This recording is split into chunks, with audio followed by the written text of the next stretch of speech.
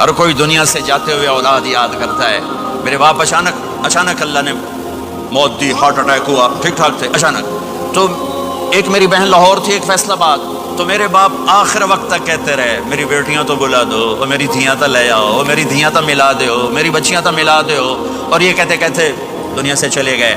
ہر آدمی موت کے وقت یہی کچھ کرتا ہے. میرے نبی دنیا سے جا رہے ہیں، دنیا سے جانے کا وقت آیا. 12 ربیع الاول ہے، پیر کا دن ہے، 7 جون ہے، 11 ہجری 633 عیسوی.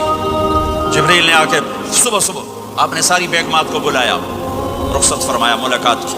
بیٹے کو بلایا، کان میں کہا میں جا رہا ہوں.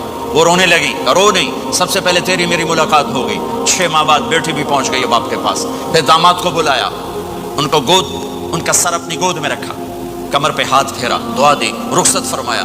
آخر میں اپنی آنکھوں کی ٹھنڈک کو بلایا. کون؟ حسن اور حسین. کہ میری آنکھوں کی ٹھنڈک حسن اور حسین، میرے جنت کے پھول حسن اور حسین. یوں لیا اور ساتھی آنسو ٹپ ٹپ ٹپ ٹپ ٹپ ٹپ. بیویوں کو جدا کیا، آنسو نہیں. بیٹی کو جدا کیا، آنسو نہیں. داماد کو جدا کیا، آنسو نہیں. جب بچوں کو جدا کرنے لگے تو یوں آنسو. ایک کو زہر میں تڑپتے دیکھا، ایک کا کٹا سر نیزے پہ چڑھتے دیکھا تو آنسو رک نہیں سکے. دعا نہیں کی، ہاتھ نہیں اٹھائے، اللہ کی تقدیر کے سپرد کر دیا. اولاد کو ذبح ہونے کے لیے تیار کر لیا کہ کل میری امت اولاد کے پیچھے جھوٹ نہ بولے، رشوت نہ لے، حرام کاروبار نہ چلائے، دھوکہ نہ دے، فراڈ نہ کرے. بچوں کو کہاں سے کھلائیں، بچوں کو کہاں سے پلائیں؟ کہ یہ میرا حسین کا سر کٹ کے نیزے پر چڑھا ہوا ہے. جب سب چلے گئے تو جبریل آ گئے. آپ نے فرمایا کیا ہوا؟ خاموش کھڑے تھے. کہ موت کا فرشتہ دروازے پر ہے، اندر آنے کی اجازت چاہتا ہے. اپنے نبی کا مقام دیکھو، موت بھی پوچھ کے آتی ہے. آپ نے کہا آ جائے. آپ کی اجازت پر ملک الموت اندر آئے. اسرائیل کا السلام علیکہ یا رسول اللہ. کہنے لگا آپ پہلی ہستی ہیں، میں سلام کر رہا ہوں، میں نے کبھی کسی کو سلام نہیں کیا. کہنے لگا آپ پہلی ہستی ہیں، اللہ نے فرمایا تھا پوچھ کے اندر جانا، بن پوچھے نہ جانا.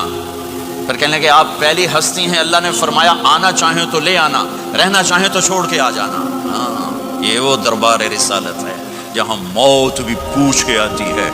آپ نے فرمایا میں اجازت دے دوں میری جان نکالو گے؟ کہ جی نکالوں گا. آپ نے یوں جبریل کو دیکھا، کیا کہتے ہو، جاؤں یا رہ جاؤں؟ جبریل نے کہا اللہ آپ کی ملاقات کے شوق میں ہے، فیصلہ آپ کریں گے. ہاں یہ بات سنانا چاہتا تھا اگلی. آپ نے کہا اچھا جاؤ، پہلے اللہ سے پوچھ کے آؤ میرے بعد میری امت کے ساتھ کیا کریں گے، میرے بچوں کے ساتھ. یہ ساری مائیں میرے بچے میرے بچے میرے بچے میرے بچے. میرے نبی کو تو پتا تھا کہ یہ تڑپ تڑپ کے ایک زہر میں جائے گا، ایک کا سر کٹ کے نیزے پہ چڑھے گا. کیوں نہیں ان کے لیے ہاتھ اٹھائے؟ ہمارے لیے کیوں روئے کہ جاؤ اللہ سے پوچھ کے آؤ میرے بعد میری امت کے ساتھ کیا کرے گا، میں پھر جواب دوں گا. جبریل واپس گئے، موت کا فرشتہ کھڑا ہوا ہے. جواب آیا یا رسول اللہ آپ کا رب کہہ رہے ہیں آپ کی امت کو تنہا نہیں چھوڑوں گا. مجھے میرے رب کی قسم جو سن رہا ہے جس نے ہمیں یہاں جمع کیا ہے، سنو میری بات غور سے. اگر میرے نبی یہ سوال نہ اٹھاتے تو آج میں اور آپ بھی بندر خنزیر میں بدل چکے ہوتے. میری اور رب کی کوئی رشتہ داری نہیں ہے. اس امت نے وہ سب کچھ کر دیا جو پہلی امتوں نے کیا، لیکن کون ہے جس نے عذابوں کو روکا ہوا؟ وہ میرے نبی کے آنسو، میرے نبی کی آہیں، میرے نبی کی دعائیں، میرے نبی کی فریادیں، میرے نبی کی تڑپ، میرے نبی کا رونا، میرے نبی کا پیٹ پہ پتھر باندھنا. اس نے روک دیا. کوئی نبی جاتے ہوئے امت کے لیے نہیں رویا. واحد نبی ہیں جو جاتے ہوئے امت کے لیے روئے، میری امت میری امت میری امت.